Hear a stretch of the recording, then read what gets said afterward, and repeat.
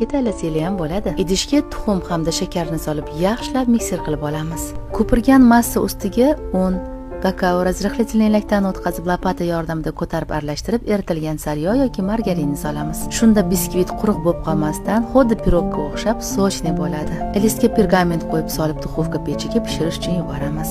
Orasi g'oviy bo'lib pishgan biskvitimizni olib biroz sovigach, bo'laklarga bo'lib chopper yordamida yaxshilab urpoq qilib madalab olamiz. Propitka uchun kofe hamda suvni aralashtirib olamiz. Kremlarning dodasi chiz krem tayyorlaymiz. Qaymoq, shakar upasi, labnet va rojniy sir. Krem juda ham qattiq bo'lib ketmasin. Idishga ko'rishlarni solib kofe bilan propitka qilamiz. Kofeli suvda bo'kib, yanada sochni bo'lgan biskvitimiz ustiga kremimizni solamiz.